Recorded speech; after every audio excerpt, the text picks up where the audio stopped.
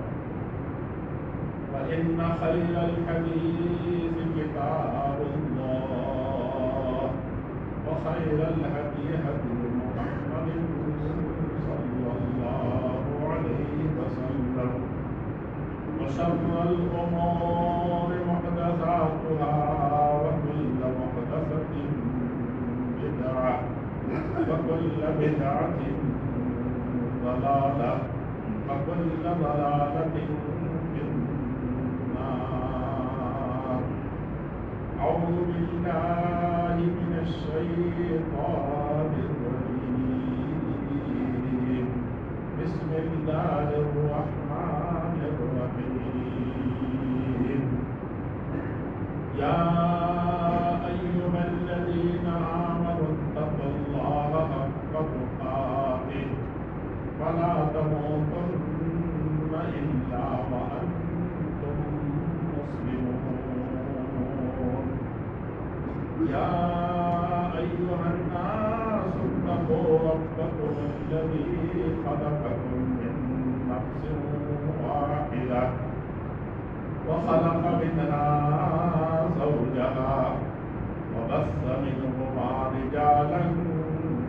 كثيرا ونساء واتقوا الله الذي تساءلون به والأرحام إن الله كان عليكم رقيبا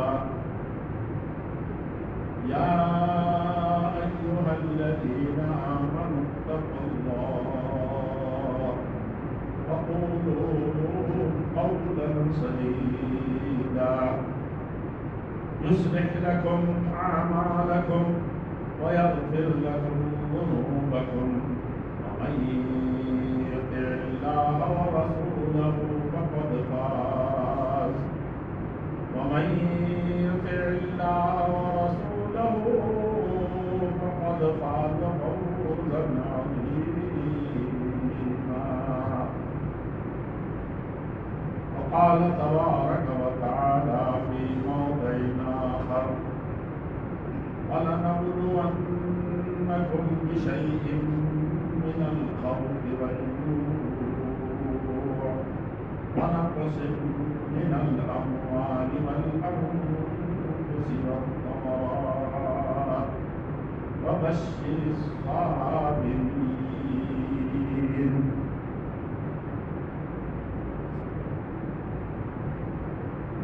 صلی اللہ علیہ وسلم اور امانا والوں کے لیے حسرہ کی پڑھائی تعلیم کو اپنا لائق سیوا ہے اس میں ہم کو ہر خوشی وقت کے وقت میں اپنی ذات اقدس اور اپنی رحمت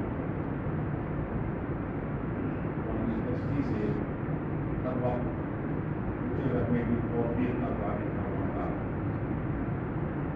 اور ہر مصیبت کی گھڑی میں ہر آزمائش کے وقت میں وہی حقیقی پناہ گاہ ٹھہرتا ہے اور دنیا جہان کی دنیا ہے وہ سب اسی کے لائق ہوتے ہیں اس یقین کے ساتھ اس ایمان کے موجودگی میں کائنات کا کوئی بھی پتا اس کے حکم کے بغیر نہیں ڈولتا نظام کائنات کو تنہا اسی نے سنبھال رکھا ہے اس میں کسی کا کوئی تصرف نہیں کوئی اختیار نہیں جو کچھ وہ چاہتا ہے وہی ہوتا ہے وما تشاءون الا ان یشاء اللہ تم کو جو بظاہر ملکیت نظر آتی ہے تمہاری اور ہمارے کچھ اختیارات اور پاور نظر آتے ہیں کہ تمہارے بس کے نہیں اختیار کرنے کی قوت اور سکت بھی تمہارے اندر نہیں اگر اس کی طرف سے تفویض نہ ہو اور اس میں تصرف کا بھی تمہیں کوئی حق نہیں بظاہر اس کے اندر متصرف مالک اور جیسے چاہو کر گزرنے کے مختار نظر آتے ہیں یہ ہے ہی نہیں حتیٰ کہ ہماری اپنی جان اپنی اولاد اور اپنا مال اس میں بھی ہم تو مالک نہیں نہ اپنی جان کے نہ اپنی اولاد کے نہ اپنے مال اور ہمارے لیے تو بڑا عقیدہ صاف ہے قل لا املک لنفسی نفعا ولا ضرا الا ما شاء اللہ کائنات کی سب سے عظیم ہستی جسے خلاصہ کائنات کہا جاتا ہے محمد الرسول اللہ صلی اللہ علیہ وسلم، غسل یوسف دم عیسیٰ ید بیضا داری آنچ خوباں ہوادارن لدو تنہا در۔ مخلوقات کی خوبیوں کو اللہ رب العزت والجلال نے لے کر کے انبیاء کرام کو دے دیا تھا، بڑی بڑی خوبیوں والے، طرح طرح کے معجزات والے۔ یہ جو چنیدہ تھے، یہی برگزیدہ تھے، یہی مصطفیٰ تھے جن کو اللہ تعالیٰ نے چنا تھا، اس لیے ان کے اندر ساری خوبیوں کو بھر دیا تھا۔ لیکن ان ساری خوبیوں کے اکیلے سزاوار محمد الرسول اللہ صلی اللہ علیہ وسلم تھے۔ ان سے یہ اعلان کرایا گیا تھا کہ آپ اپنی زبان سے کہیے، اور ایک لازوال کتاب اللہ کی ذات کی طرح قائم رکھنے والی، ہمیشہ باقی رہنے والی کوئی حقیقت اس دنیا کے اندر اگر ہے تو اسی حقیقت کے لیے اس کے اندر یہ کہلایا ہے۔ قل، اے نبی آپ کہیے، اعلان فرمائیے، لوگوں کو بتائیے، ان کے ایمان میں جاگزی کیجیے۔ اس کے بارے میں انسانیت فنا ہو جائے گی، اولیاء کو اختیارات نہیں ہیں، دنیا کے جبابرہ اور ظالموں کا کوئی بس نہیں چلنے والی ہے۔ نہیں، آپ خلاصہ کائنات، تمام نبیوں کے سارے معجزات، ایک معجزہ ساری دنیا کو عاجز کرتی ہے کسی بھی نبی، اور ان سارے معجزات کا، ساری خوبیوں کے مالک آپ ہیں۔ تو آپ بھی اپنے بارے میں بتائیں کہ لا املک لنفسی، انسانیت کے لیے نہیں، آسمان و زمین کے لیے نہیں، اپنی نفس کا بھی میں مالک نہیں۔ نفعاً، کہ کوئی چھوٹا سا چھوٹا نفع اپنے آپ کو پہنچا دے، ولا ضرراً، اور نہیں ذرہ برابر کوئی، یہ نکرہ کے سیاق میں ہے، ذرہ سے بھی کوئی چھوٹی چیز کہہ سکتے ہیں تو کہیے، ایک چھوٹا نقصان بھی مجھے لاحق ہونے والا ہو، اس کو ٹال دو۔ لا املکو، میں اس کا مالک ہوں ہی نہیں، الا ما شاء اللہ، مشیت الہی جب ہوتی ہے تو نفع بھی حاصل ہو جاتا ہے، اور رب کی مرضی جب ہوتی ہے، اس کی مشیت ہوتی ہے، کسی نقصان سے میں بچ نہیں سکتا، یا کسی نقصان سے بچ جاتا ہوں، اسی کی مشیت کے سب تابع ہے۔ تو یہ مختار ملکیت جو ہے، کہتے ہیں کہ ہمارا جسم ہے، مالک ہے، ہماری جان ہے، مالک ہے، اوقات ہمارے ہیں، مالک ہیں، زندگی میری ہے، مالک ہے۔ اللہ جل شانہ نے ہم کو علم دیا ہے، اس علم کا میں مالک ہوں، اور مال بھی عطا فرمایا ہے، میں اس کا مالک ہوں۔ یہ مالک نہیں ہے۔ وما اموالنا الا عواری سیأخذها المعیر من المعاری، یہ جو ہمارے مال نظر آتے ہیں، یہ منگنی کے صبح آج مہمان آئے ہیں، آپ نے برتن اس سے منگنی کے طور پر لے لیا، ہمدردی کے طور پر لے لیا، واپس کرنا ہے۔ چوری میں جسے ہاتھ کاٹا جاتا ہے، بار بار شکلوں میں عاریتاً لی ہوئی چیز نہ دی جائے تب بھی ہاتھ کاٹے، وہ بھی چوری کے قبیل سے، بلکہ کبھی کبھی ڈکیتی کی شکل میں بدل جاتا ہے۔ تو یہ مال جو ہمارے ہاتھ میں ہے، یہ جان جو ہماری اپنی ہے، یہ عاریتاً دی ہوئی تھوڑی دیر کے لیے چیز ہے، اس میں ہم کو تصرف کا حق حاصل نہیں کہ جیسے چاہے توڑیں، جیسے چاہے بیچ دیں، جیسے چاہے گفٹ کر دیں یا سائن کے رکھ دیں اس کو۔ سیأخذها المعیر من المعاری، اگر 2 بجے تک نہیں پہنچایا آپ نے کہا ہے یا متعین ہے، تو 4 بجے تو مطالبہ شروع کر دیں، نہیں بھی کرے تو جتنی دیر تک رکھیں گے خیانت ہے۔ دینے والا عاریتاً آپ سے ضرور وہ لے لے گا، آپ کا فرض بنتا ہے کہ اسے، اسی لیے مالک یوم الدین ہر نماز کے ہر رکعت میں تو پڑھتے ہی ہیں، قرآن میں تو ہم نے چھوڑ دیا، قرآن سے اپنا ناطہ توڑ دیا ہے، اسی لیے پہلے غیر اس کے اوپر ہجوم کرتے تھے، جلاتے تھے، اب اپنے ہی اس کے پیچھے پڑے۔ ہم دوسروں کو بہت زیادہ کچھ کہتے ہیں کہ دوسروں نے ایسے کیا ہے، لیکن ہم نے اس قرآن کریم کے ساتھ کیا برتاؤ کیا ہے؟ پہلے ہم نے چھوڑا ہے، تب غیروں نے اس کو ہم موڑ دیا۔ یہ ہم اپنی طرف کبھی نہیں دیکھتے۔ اسی سورہ فاتحہ میں مالک یوم الدین، ہمارا ایمان اتنا قیامت کے دن پر تگڑا ہو چکا ہے کہ کہتے ہیں کہ قیامت کے دن اللہ تعالیٰ مالک ہے، اس وقت تو ہم مالک ہیں، جیسے چاہیں کریں، اعوذ باللہ۔ مالک یوم الدین، آج بھی وہ اتنا ہی مالک ہے جتنا وہ کل مالک ہے۔ آج بھی آپ اتنے ہی بے بس ہیں جتنے کل بے بس ہوں گے۔ فرق صرف آپ کے ایمان کی کسوٹی کا ہے۔ ہمارے ایمان کا یہ جانچ ہے حقیقت میں، یہ آزمائش ہے، تو اس کو جو عربی زبان جانتے ہیں اور عقیدے کی شدھ رکھتے ہیں وہ جانتے ہیں المالک هو المتصرف فی الاعیان کیف یشاء۔ مالک تو اس کو کہتے ہیں کہ جو اس کی ملکیت ہے اس میں جیسے چاہے تصرف کرے۔ یہ مسجد کی چیز ہے، میرے ہاتھ میں ہے، متولی صاحب کی، یہ بیچ نہیں سکتی،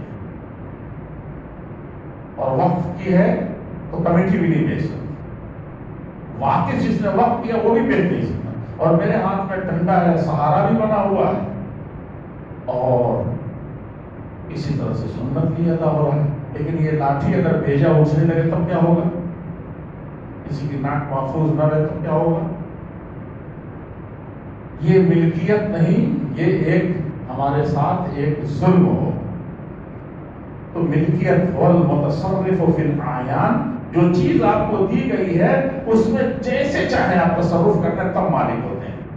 خودکشی کرنے والے کو دیکھ بچہ بھی جانتا ہے کہ کیا ہے، وہ بہت بری موت ہے، یعنی کفر کے بعد اگر کوئی درجہ آتا ہے تو خودکشی والا موت۔ تو اتنا تو سب کو معلوم ہے، اپنی جان ہے۔ یہی حال آپ کے ایک ایک پیسے کا ہے، یہی حال آپ کے ایک ایک سیکنڈ کا ہے۔ اگر وہ اللہ کے لیے، اللہ کی مرضی کے مطابق وہ سانس، یہ صوفیہ جو تھے، صوفیہ کو جانتے ہیں نا، صوفی لوگ جن کو کہتے ہیں کہ دین کو حل افسد الدین الا الملوک و احبار و رہبانہا، کہ دین کا دیا پانچا انہی صوفی لوگوں نے کیا جنہوں نے دین کو سمجھا نہیں، دین کو اپنے طور پر۔ تو وہ یہی کہتے تھے کہ یہ سانس جو ہماری آ جا رہی ہے، یہ کورونا نے جس کو کبھی کبھی روک دے رہی ہے، ختم کر دے رہی ہے، کہا کہ یہ ہر وقت کا مسئلہ ہے۔ یہ وینٹیلیٹر پر چڑھا کر کے آکسیجن کا معاملہ، کہا کہ یہ آکسیجن اللہ جل شانہ عطا فرماتے ہیں۔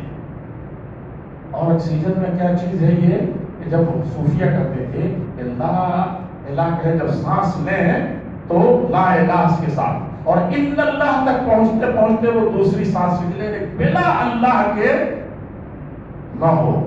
اب صوفیہ نے اس کو سروات صوفی میں بدل دیا تو آپ اس کو بدعت کہنے لگے، لیکن حقیقت یہی اللہ کے پیارے رسول صلی اللہ علیہ وسلم نے اسی کو بیان فرمایا تھے۔ آئے حضرت عائشہ صدیقہ، دیگر صحابہ کرام جو آپ کے مجلسوں میں ہوتے تھے، گھروں میں ہوتے تھے، وہی کہتے تھے کہ کان یذکر اللہ فی شأنہ کلہ، کون سا ایک لمحہ تھا جس میں اللہ کے پیارے رسول صلی اللہ علیہ وسلم اللہ کی یاد نہ کرتے؟ کوئی لمحہ خالی نہیں تھا۔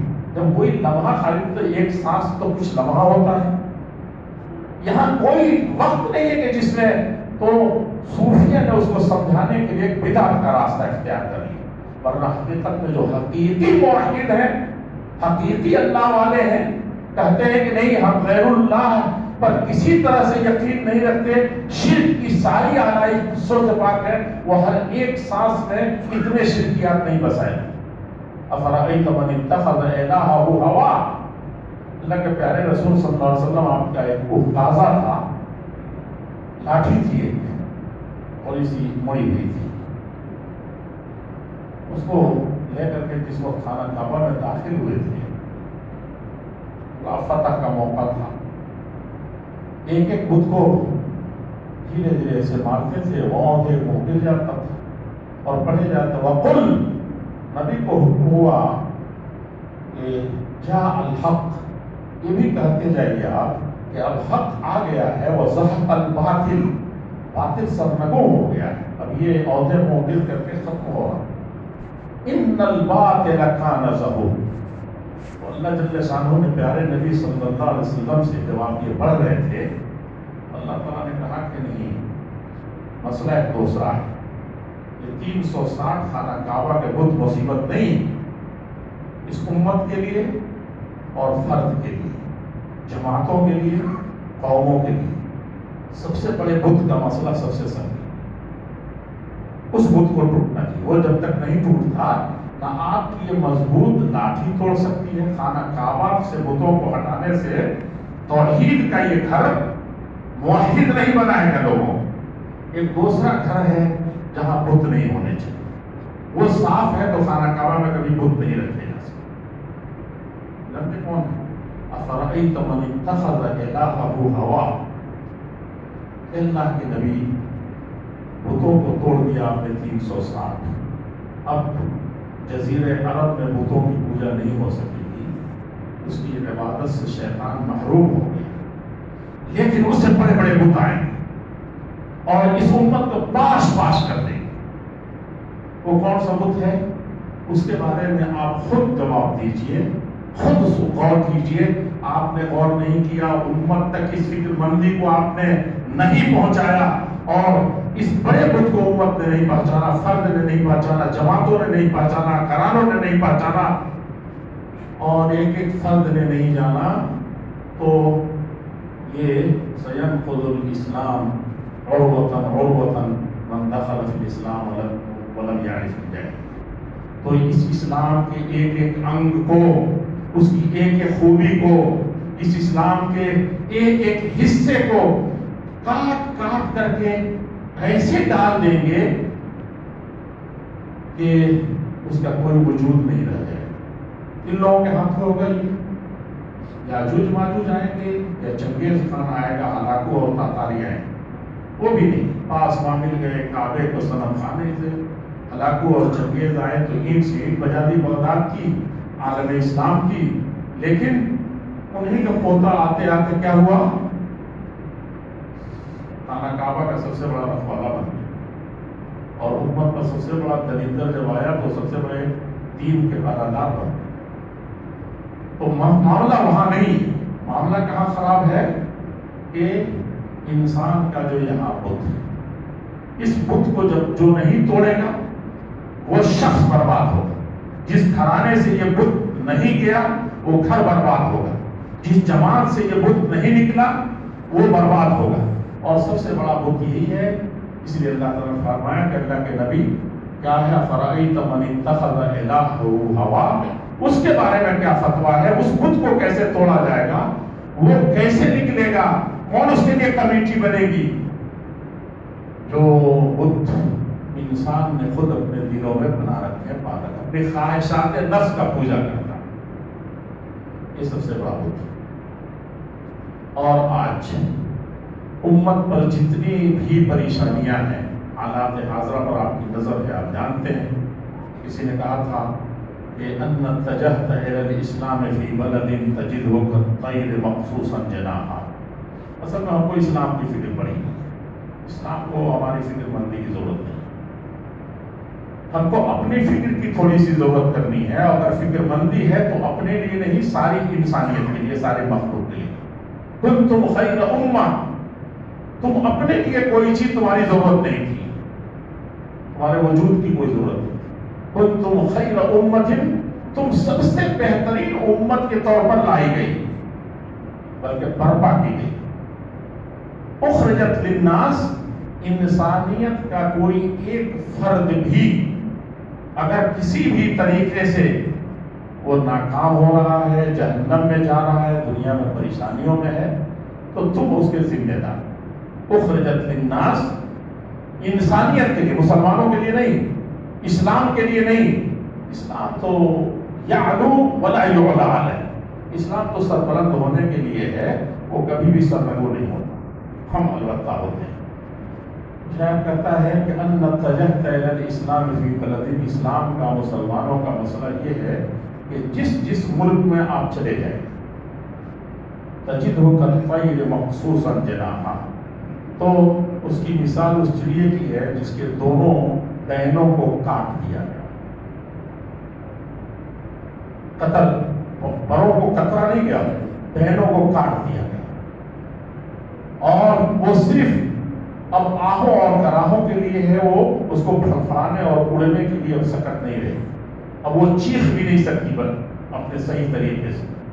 یہ عالم اسلام کا حال ہے. یہ تو میرے خیال سے 40 سال پہلے کسی عربی شاعر مفکر نے یہ بات کہی تھی، لیکن اس کے مقابلے میں 40 سال پہلے کے مقابلے میں اس وقت کے حالات کہیں زیادہ بدترین، کہیں زیادہ خراب. اور آپ کھلی آنکھوں سے دیکھ رہے ہیں، ہم لوگ بچپن میں پڑھتے تھے غزینا فی عقر دارنا، کہ عرب کہتے ہیں کہ ہم اپنے گھر ہی اپنے آنگن میں ہم نے لڑائی شروع کر لی، باہر نکل کر کے لڑائی لڑی جاتی، باہر لوگوں کو بتایا جاتا ہے. لیکن مصیبت یہ آئی کہ ہمارے آنگن میں دشمن آ چکا ہے اور ہم اپنے آنگن میں پیشوا ہوں، اپنے گھر میں. آج دیکھ لیجیے آلات لہو و لعب تھے پہلے جو کہیں کہیں محلوں میں بجتے تھے، کوئی سلسلہ بجاتا تھا، کوئی سنتا تھا. آج ہر سینے پر ہے، ہر گھر میں ہے، ہر بچے کے پاس ہے. اور اس طریقے سے ہمارے گھروں میں وہ چیزیں گھس گئی جو کبھی ہم تصور نہیں کر سکتے. بلکہ اب مسجدیں بھی محفوظ نہیں ہیں، درسگاہیں بھی محفوظ نہیں جہاں قال اللہ اور قال رسول کا بیان ہوتا ہے. اور یہی حال امت مسلمہ کے اور میدانوں کا بھی ہے، جہاں کہیں بھی دیکھیں. عرب دنیا کی تو گویا کہ کبھی جنازہ پڑھ دیا گیا. یہاں سے جس جزیرے عرب سے یہ اسلام کو اللہ جل شانہ نے ساری انسانیت کی رہنمائی کے لیے پھیلایا اور بنایا، یہ وہاں کے حالات سب سے زیادہ سنگین ہیں. اور اس کے بعد دنیا کے مختلف خطوں میں وہ مختلف طریقے سے یہ مصیبت عام ہوتی چلی جاتی. اور اس کی وجہ بہت زیادہ وجوہات ہیں، اور صحیح معنی میں دیکھیں تو ایک ہی وجہ ہے. اس پر بہت زیادہ سما خراشی کی ضرورت نہیں ہے، بہت زیادہ بتانے کی ضرورت نہیں ہے کہ آج سیریا میں کیا ہو. لاکھوں 10 لاکھ بچوں پر، آج سے 8 سال پہلے کے سروے بتا رہا ہوں، 10 لاکھ بچوں پر کوئی ایک ڈاکٹر نہیں بچوں، کیونکہ سیریا کے لوگ اتنے کمزور نہیں تھے. وہاں کی 95% یا 97% یا بہت زیادہ کہتے ہیں تو 90% خالص مومن بستے تھے جو اہل سنت والجماعت میں سے کہلایا جاتا. اس قوم کا جو حال ہے، اور عورتوں میں سے کہا کہ 15 لاکھ پر ایک لیڈیز ڈاکٹر نہیں بچی. کہاں گئے علماء کا حال جو کسی طرح سے کہیں کسی وجہ سے مجبوری میں جا کر پھنس گئے تھے، اس کے علاوہ کوئی بچا نہیں. یہ خالص اسلامی ملکوں کی بات میں کر رہا ہوں. عراق کا حال کوئی اس سے کم برا نہیں. لیبیا کہاں چلا گیا آپ کو بھی پتہ نہیں. یہ دنیا، اس سے پہلے عرب تھے جنہوں نے کہا کہ بیچ یورپ میں بلقان کا مسئلہ آیا، تو آپ جانتے ہیں کہ کتنے شعراء نے شعر کہے، کتنے ہندوستان میں اس کے لیے مجالس ہوئی، کتنے احتجاجات ہوئے، اور کتنے طرح کے کیا کیا ہوئے. اور فلسطین کا مسئلہ تو یہ ہے کہ امت مسلمہ کا سب سے بڑا ناصور تھا وہ، اور زیادہ وہ مہلک مرض ہوتا چلا گیا. اب تو اس کا کوئی پرسہ نہیں حال نہیں، اور کہیں زندہ ہے یا زندہ رکھا گیا ہے تو اس کے لیے کچھ اور مسئلہ ہے. بوسنیا، ہرگوزینا، چیچینیا، آپ ہر جگہ دیکھیں گے یہ دشمنوں کی سازش نہیں ہے، اقوام کا، اقوام عالم کا. حقیقت میں کوئی پلاننگ کے تحت یہ مسئلہ نہیں، صرف ایک ہی ہے، ما اصابکم من مصیبت فبما کسبت ایدیکم ویعفو عن کثیر. صرف ایک ہی مسئلہ ہے کہ جو بھی یہ مصیبت جہاں کہیں بھی ٹوٹی ہے، اس کے اول اور آخر ذمہ دار خود وہ مسلمان ہیں جنہوں نے اسلام کا دعویٰ کیا تھا اور اسلام کو نقصان پہنچا. اللہ جل شانہ تو فرماتے ہیں کہ جو بھی مصیبت آئی، بڑی ہو یا چھوٹی ہو، کوئی بھی کارثہ پیدا ہوا، تو یہ تمہارے اعمال کا نتیجہ ہے، تمہارے ہاتھوں کے کرتوت. اور اللہ جل شانہ تو جتنے تمہارے پاپ کے گھرے ہیں ان میں سے اکثر کو معاف کرتا ہے، کہیں کہیں تنبیہ کے طور پر تم کو کہ لوٹ آؤ، تم اس کو پالو. اس کی اللہ رب العزت والجلال تمہیں صرف متنبہ کرنے کے لیے اس کو بتاتے ہیں. اور کہیں کہیں اس آیت کو جو میں نے پڑھی ہے اس کا صحیح مسئلہ نہیں.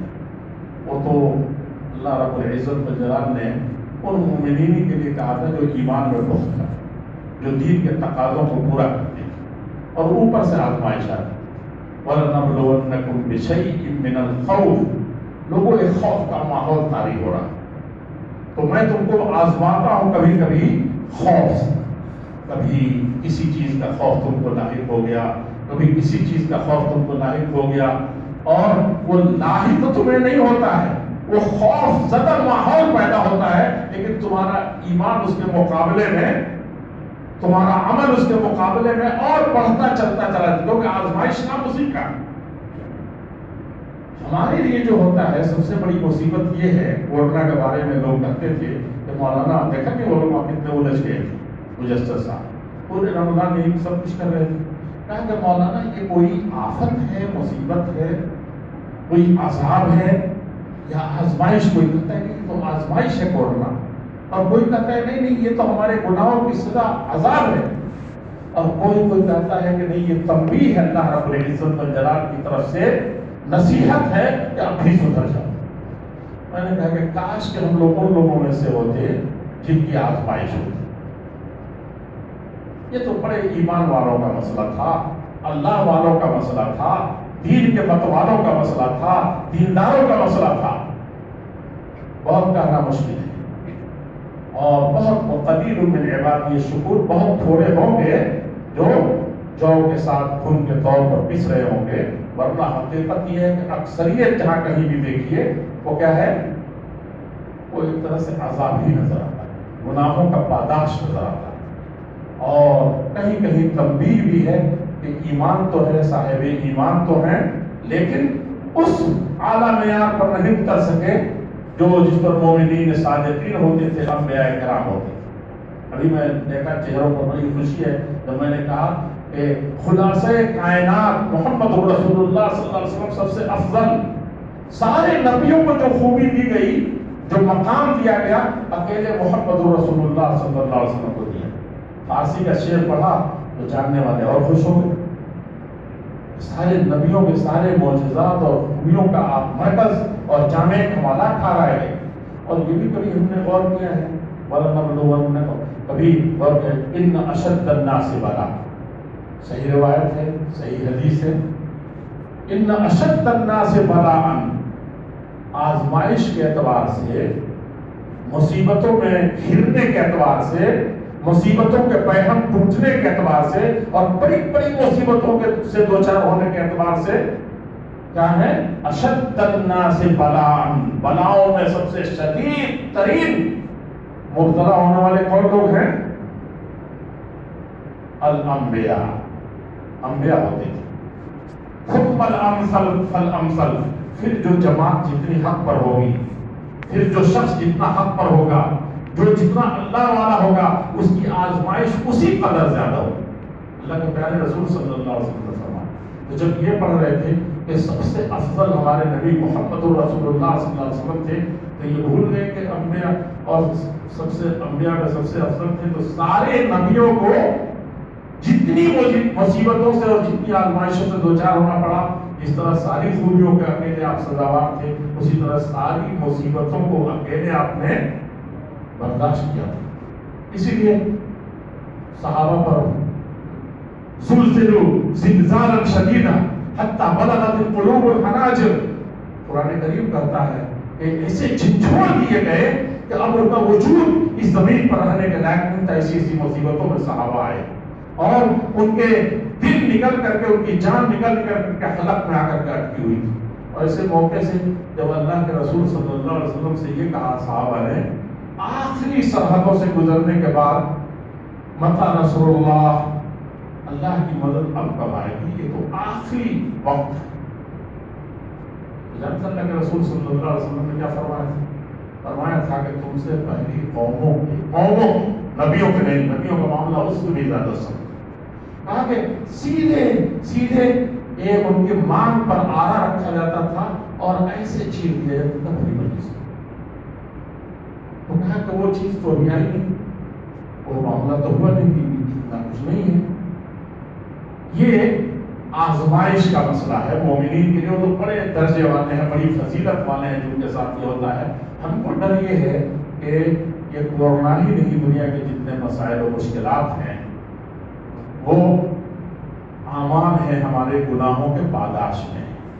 اور جب امت مسلمہ جب گناہ کے پاداش میں سزا دی جانے لگے تو پھر اللہ تعالیٰ کا قانون وَإِن تَتَوَلَّوْا يَسْتَبْدِلْ قَوْمًا غَيْرَكُمْ ثُمَّ لَا يَكُونُوا أَمْثَالَكُمْ. اگر تم منہ موڑو گے, ان نعمتوں کی ناقدری کرو گے, اس اسلام پر ڈٹے رہنے سے, ایمان پر ڈٹے رہنے سے, اپنے فرائض و واجبات پر ڈٹے رہنے سے, تو ذرہ برابر بھی منہ موڑو گے یستبدل قوما غیرکم, تو اللہ تعالیٰ تم کو ریجیکٹ کر کے قوما غیرکم, ایک بالکل غیر قوم آئے گی جو تمہاری اس جگہ کو لے.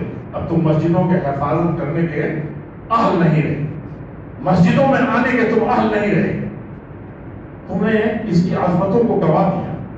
میٹھی تھوڑی وقت اللہ تعالیٰ کی دی ہوئی نیند کیا ہوئی, اس کے بدلے اس سے بڑی نعمت کو تم نے گوا دیا مسجدوں کو. صبح کے وقت تمہاری مسجدیں خالی ہیں, شام میں ویران ہیں, اور کبھی کبھی دلچسپیاں بڑھتی ہیں تو وہ اکھاڑا ہے کہ نہیں ہے. متولیوں کے مسائل نہیں معلوم ہے آپ کو, ممبران کے مسائل نہیں معلوم ہے آپ کو. ملت کے یہ سارے ہم اقوام متحدہ پر لکھنے بیٹھتے ہیں تو لکھتے چلے جاتے ہیں کہ یہ اقوام کا کھیل ہے, اور ہماری مسجدیں کیا ہیں, ہمارے مدرسے کیا ہیں, ہماری انجمنیں کیا ہیں, ہماری سوسائٹیاں کیا ہیں, ہماری جماعتیں کیا ہیں, ہماری جمعیتیں کہاں ہیں, کس حالت میں پہنچی ہوئی ہیں, کبھی غور کیا ہم نے؟ اور اگر کہیں کسی شکل میں موجود ہے تو اس بڑے بت کے سہارے ہے جو دلوں میں چھپا ہوا ہے, اور اسی کے ارد گھومتا ہے, وہ اپنے کردار کو. تو اللہ تعالیٰ کا قانون ہے, طریقہ ہے, اس نے سب سے پہلے تو ٹوک انداز میں فرمایا ہے, صاف صاف بتایا ہے والعصر, زمانے کی قسم ہے. تم پوچھتے ہو کہ حالات حاضرہ کیسے ہیں, حالات حاضرہ کی قسم ہے. ماضی میں جو گزرا وہ حالات تھی, اور آج کا بھی ہر زمانہ گواہ ہے. ان الانسان لفی خسر, کے انسان گھاٹے میں ہے, چیلنجز اس کے سامنے رہیں گے, اور وہ جو کچھ ہے یہ دنیا اس کے لیے گھاٹے کا سودا ہے, اور اس کے لیے مصیبت ہے, خراب دن. الا الذین آمنوا, ایمان پر جمے رہ گئے اور عمل صالح کی کسوٹی پر پورے اترے, اور صبر کا دامن نہیں چھوڑا.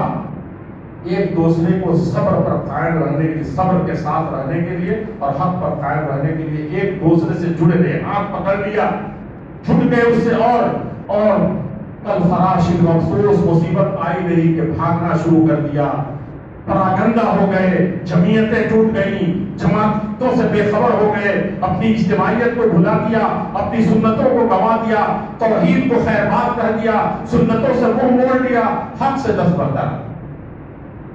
ایسا وتواصوا بالحق, جمے رہنے کے ساتھ دوسروں کو جمانے کی پوری کوشش کرنا, یہ اس امت کا کام ہے. آئیے تھوڑی دیر کے لیے ہمیں اعتراف کرتے ہیں, سمجھتے ہیں. اگر یہاں ہم سمجھ گئے تو پھر ہمارے لیے پچھتاوا نہیں. جو عاقل وہی ہے جو یہاں سمجھے, اور جو کل کے بدلے میں کل پر جائے گا وہ کبھی نہیں سمجھے. آج قیامت کے دن کہیں گے کہ لو كنا نسمع ونعقل ما كنا في اصحاب السعير, کاش کہ ایک ہی تقریر ہم نے اپنی زندگی میں سن لی ہوتی صحیح طریقے سے, نعقل اور صحیح طریقے سے سمجھ لیا ہوتا, تو آج دنیا جہان کے جتنے چیلنج اور مصیبتیں ہیں وہ سب ایک ذرہ کے برابر ہیں جو آخرت میں جہنم بھڑکتی ہوئی جہنم کے اندر ہے, تو اس جہنمیوں میں سے نہیں. فاعترفنا بذنوبنا, کہیں کہ فاعترفوا بذنبهم فسوقا لاصحاب السعير. یا اللہ تعالیٰ فجر سے پہلے آسمان دنیا پر آتے ہیں, کہتے ہیں حل بمستغفر نستغفر له, اعتراف کر لو, اکیلے میں کرو, تمہاری بیٹی بھی نہیں جانتی, بعد میں سوئی ہوئی بیوی بھی نہیں جانتی. صرف اپنے اس گناہ کو جو جماعت کے تئیں ہے, مسجدوں کے تئیں ہے, پڑوسیوں کے تئیں ہے, ان ظالموں کے تئیں ہے جو ہم پر ظلم ڈھا رہے ہیں, ان کا سب سے بڑا ظالم تو ہم ہیں کہ ان کا حق جو اصلی نعمت تھی ایمان کی, اسلام کی, اس تک پہنچایا نہیں بلکہ بے ایمان بن کر کے اسلام کو بدنام. اعتراف کرنے کا اللہ رب العزت والجلال ہر معاملے میں ہم کوتا ہیں، توحید سے لے کر کے اور ایمان کے آخری شاخ ایک راستے کو صاف کر کے رکھنے میں بھی جو ایمان کا ادنا درجہ ہے اس میں بھی ہم فیل ہیں. اللہ تعالیٰ ہم ان ساری ایمان کی شاخوں کو ہرا بھرا رکھنے کے لیے ہم تیرے دربار میں گڑگڑاتے ہیں، روتے ہیں. یہاں جو اعتراف اکیلے میں اللہ رب العزت والجلال سے کرے گا تو اللہ رب العزت والجلال فرماتے ہیں کہ اتنا خوش ہوں گا کہ روئے زمین کی سب سے بڑی دولت کسی کو جان و مال ہلاک ہونے کے قریب ہو کر کے بھی ملتی ہو اور مارے خوشی کی کہتا ہے کہ اے اللہ تو میرا بندہ ہے اور میں تیرا آقا ہوں. حدیث ہے کہ اخطا من شدت الفرح، کہا کہ مارے خوشی کو اللہ کو بندہ کہہ دیتا ہے. اتنا خوش ہوتا ہے کہ اللہ تعالیٰ اس سے بھی کہیں زیادہ خوش ہوتا ہے. اور یہاں اگر ہم نے یہ اعتراف نہیں کیا اپنے گناہوں کا، کبھی متولی کے سر ڈال دیا، کبھی مسجد کے سر ڈال دیا، کبھی قوم کے سرداروں کے ساتھ ڈال دیا، قوم کی جماعتوں کے ساتھ ڈال دیا، عوام کے سر ڈال دیا کہ ہماری عوام ٹھیک نہیں، ہمارے پیچھے چلنے والے ٹھیک نہیں ہیں، ہماری جماعت کے لوگ اچھے نہیں ہیں، یہ روح شیطان کا سب سے بڑا دعویٰ. تو قیامت کے دن آخری بات میں آپ سے عرض کروں فاعترفوا بذنبہم، وہاں تو ایک ایک گناہ کا اعتراف آدم علیہ السلام سے لے کر قیامت کے دن تک سب کے سامنے اعتراف جرم ہی نہیں کرنا ہوگا رو رو کر کے. فسحقا لاصحاب السعیر، یہاں اللہ تعالیٰ کہے گا کہ کوئی ہے ہاتھ بڑھانے والا، کوئی ہے مغفرت طلب کرنے والا. میں تو اتنا خوش ہوتا ہوں کہ کسی تہجد گزار سے بھی بڑا خوش ہو جاتا ہوں. اس کے مقابلے میں بھی وہاں کیا جواب ہوگا؟ اس دن اعتراف کر کے روئیں گے سب کے سامنے گڑگڑائیں گے تو کیا جواب ہوگا؟ فسحقا لاصحاب السعیر، نہیں بھڑکتی ہوئی جہنم کے لیے اب تم ریزرو کر دیے گئے ہو، تو ایسے لوگوں کو جتنا دور بھگا دیا جائے مجھ سے بھگا دیا. فسحقا لاصحاب السعیر. آئیے ہم اعتراف کرتے ہیں اپنے گناہوں کا، اللہ رب العزت والجلال کی طرف رجوع کرتے ہیں اور دعا کرتے ہیں کہ رب العزت والجلال آج حالات حاضرہ جس طرح کے بھی ہیں بنے ہوئے ہیں اور اس سے کہیں برا صاف نظر راہ کو بنتے چلے جا رہے ہیں، اس میں ہم کو صحیح معنی میں اپنا مقام یاد کر کے اور صحیح معنی میں یہ جان کر کے کہ ہم ہی اس زمانے کی کل مصیبتیں ہیں اور حقیقت میں یہی مصیبتیں ہمارے لیے بھی اور ساری انسانیت کے لیے مصیبت بنی ہوئی ہے.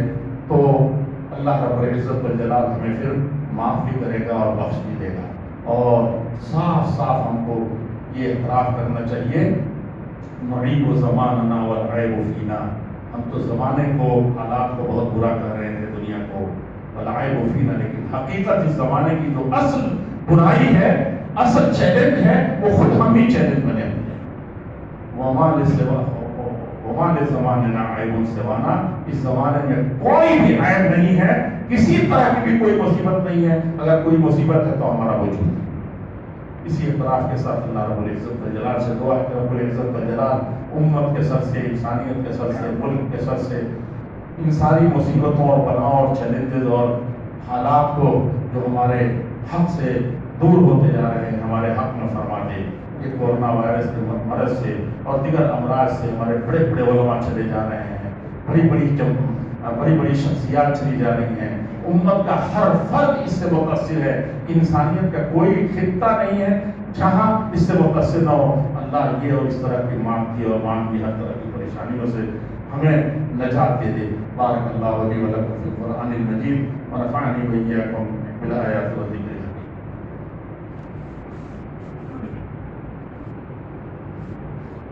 الحمد لله نحمده ونستعينه ونستغفره ونعوذ بالله من شرور أنفسنا ومن سيئات أعمالنا.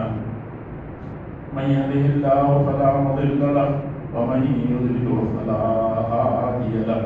أشهد أن لا إله إلا الله وأشهد أن محمدا عبده ورسوله. عباد الله رحمكم الله، إن الله يأمر بالعدل والإحسان وإيتاء ذي القربى وينهى عن الفحشاء والمنكر والبغي يعظكم لعلكم تذكرون. اذكروا الله يذكركم وادعوه يستجيب لكم ولذكر الله تعالى أولى وأعظم وأكبر.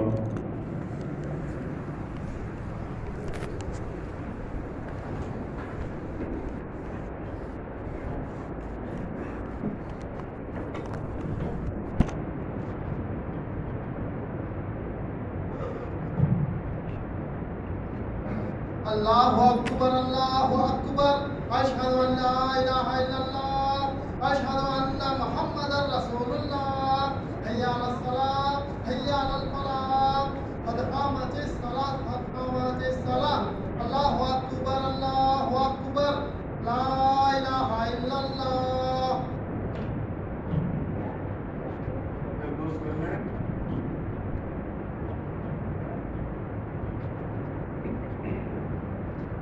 دس منٹ آپ پانچ پاؤں ملا لیں، پہلی سے میں پہلے پوری کریں۔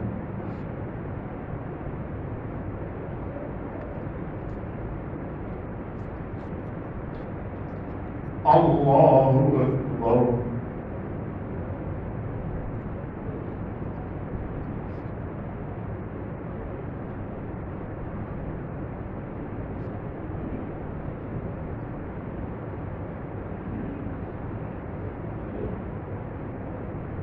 الحمد لله رب العالمين، الرحمن الرحيم، مالك يوم الدين، إياك نعبد وإياك نستعين، اهدنا الصراط المستقيم، صراط الذين أنعمت عليهم غير المغضوب عليهم ولا الضالين.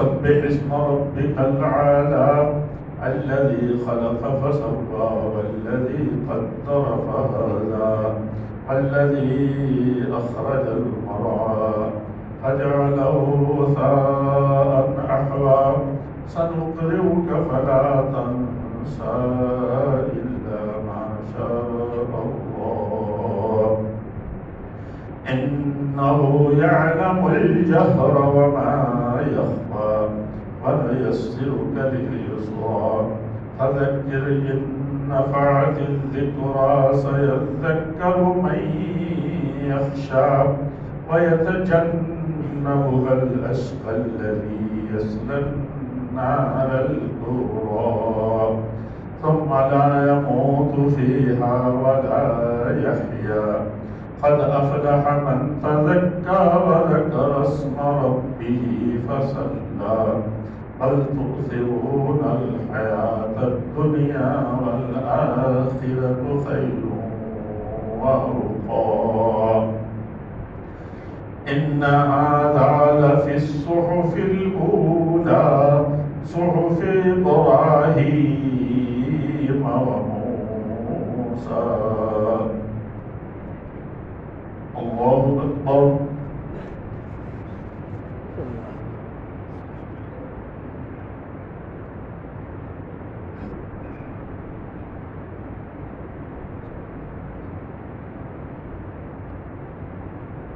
سمع الله لمن حمده.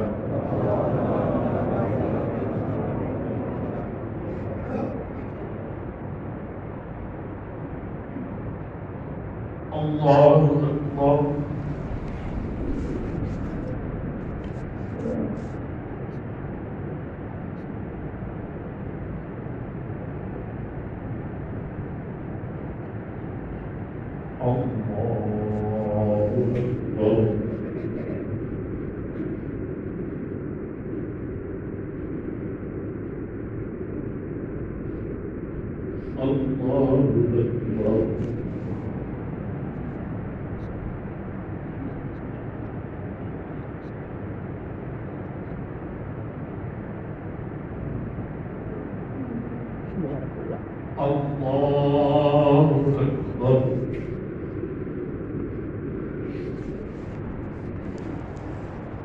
الحمد لله رب العالمين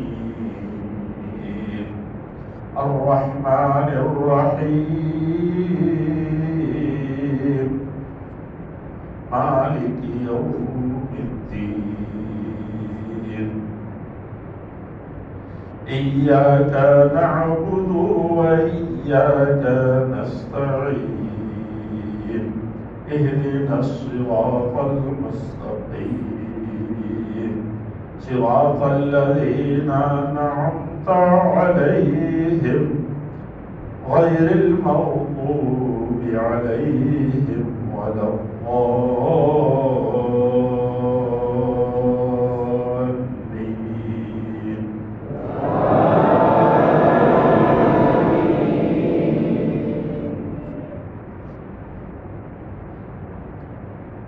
هل أتاك حديث الغاشية وجوه يومئذ خاشعة عاملة ناصبة تصلى نارا حامية تسقى من عين آنية ليس لهم طعام إلا من ذريع لا يسمن ولا يغني من جوع وجوه يومئذ ناعمة لسعيها راضية في جنة عالية لا تسمع فيها لاغية فيها عين جارية فيها سرر مرفوعة وأكواب موضوعة ونمارق مصفوفة وزرابي موثوثة أفلا ينظرون إلى الإبل كيف خلقت وإلى السماء كيف رفعت وإلى الجبال كيف نصبت وإلى الأرض كيف سطحت فذكر إنما أنت مذكر لست عليهم بمسيطر إلا من تولى وكفر فيعذبه الله العذاب الأكبر إن إلينا إيابهم ثم إن علينا حسابهم. الله أكبر.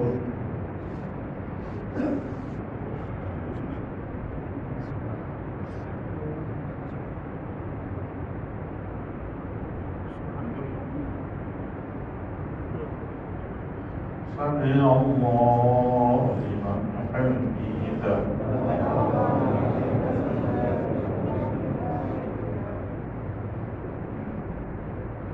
الله أكبر.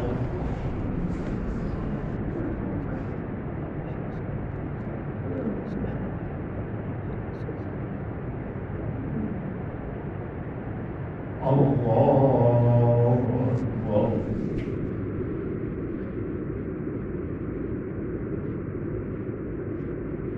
الله أكبر.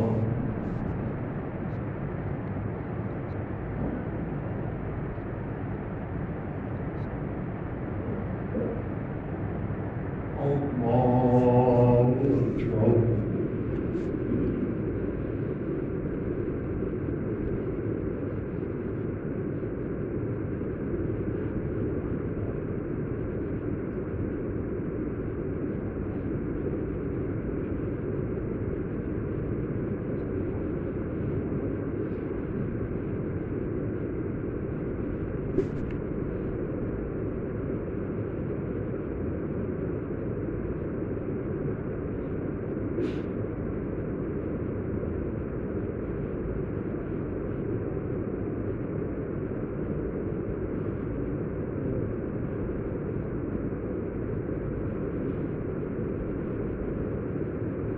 السلام عليكم ورحمة الله. السلام عليكم ورحمة الله.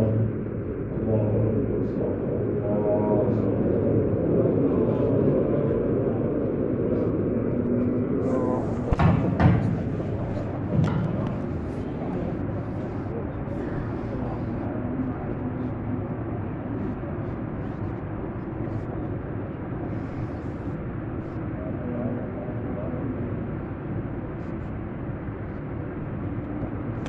السلام عليكم ورحمة रहमतुल्लाहि व बरकातुहू।